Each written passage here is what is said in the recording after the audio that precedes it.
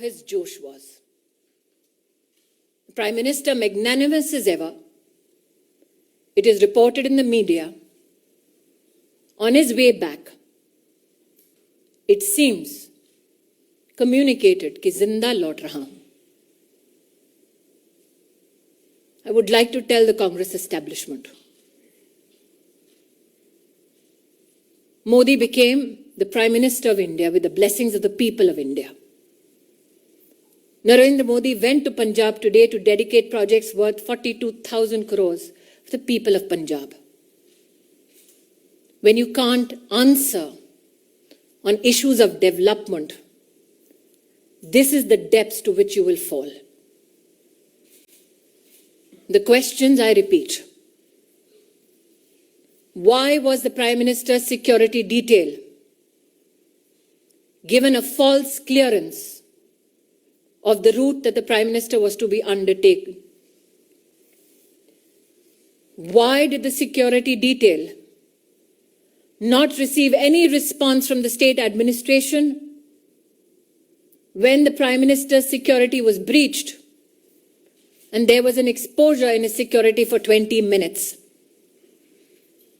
And why did the Congress leadership erupt with joy when the Prime Minister of your country and mine had his security breached? Planted political instrument today sought to bring harm to the office, the institution of the Prime Minister of India. We as a political organization and citizens would not reduce ourselves only and limit ourselves to expressing rage, to expressing anguish. We now demand answers. We as Karyakartas, me and Sudhanshu ji, believe that the MHA has asked for a report on this issue. And my hope is that those who tried to bring the Prime Minister to physical harm are met with justice. Bharat के इतिहास में आज पंजाब की पुण्य धरती पर कांग्रेस के खूनी इरादे नाकाम रहे. जो लोग कांग्रेस पार्टी में मोदी से घृणा करते हैं, वो आज देश के प्रधानमंत्री को, उनकी सिक्योरिटी को किस तरह से भंग किया जाए उसके लिए प्रयासरत थे. जो आक्रोश आप मुझ में और सुधांशु जी में देख रहे हैं, वो मात्र हमारे राजनीतिक संगठन तक सीमित नहीं है. हमने बार बार कहा, नफरत मोदी से कांग्रेस को है,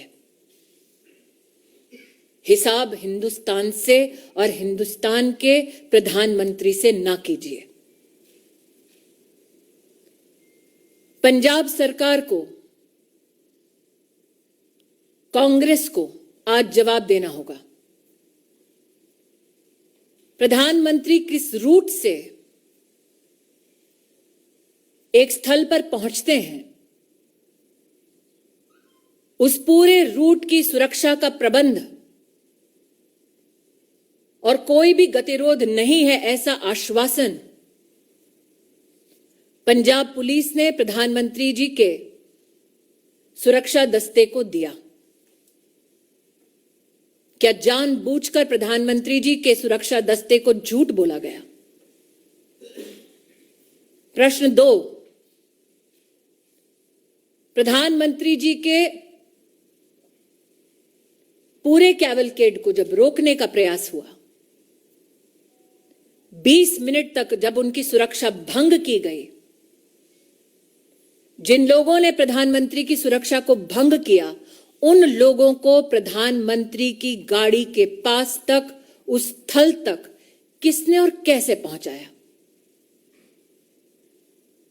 क्योंकि हिंदुस्तान में हर नागरिक जानता है कि प्रधानमंत्री की इस वक्त की मूवमेंट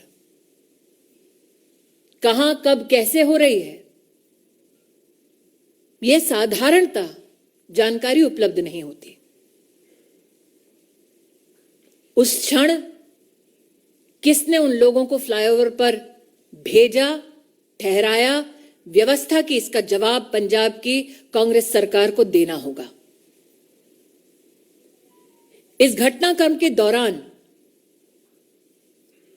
कांग्रेस के युवा नेतृत्व ने जोश का, उत्सव का इजहार किया। किस बात का उत्सव है उनका? किस बात का जोश है कि देश के प्रधानमंत्री को मौत की कगार पर ले गए थे? मुझे आक्रोश इस बात का है कि जब सुरक्षा कर्मियों ने पंजाब सरकार से उस समय संपर्क साधने की कोशिश की तो मुख्यमंत्री के दफ्तर से किसी ने भी संवाद नहीं किया। किस बात का इंतजार कर रही थी कांग्रेस की सरकार पंजाब में? शायद इसीलिए मीडिया में जो रिपोर्ट्स हैं कि लौटते वक्त प्रधानमंत्री जी ने, शायद मीडिया में कुछ लोगों ने इसको रिपोर्ट किया है कि चन्नी जी के लिए संदेश दिया कि जिंदा लौट रहा हूं। मैं आज कांग्रेस पार्टी से कहना चाहती हूं, नरेंद्र मोदी देश के प्रधानमंत्री बने देश के नागरिकों के वोट और आशीर्वाद से। उन्हें ध्वस्त करना है तो इलेक्शन में करते हैं। ये साजिश रचने की क्या जरूरत थी? इन सभी सवालों को मात्र मैं या सुधांशु जी नहीं पूछ रहे, राष्ट्र भर में ये सवाल उठ खड़े हुए हैं। लेकिन वो लोग जो इस षड्यंत्र का हिस्सा है, उनसे कह दो कि मेरा विश्वास है कि न्याय निश्चित रूप से होगा।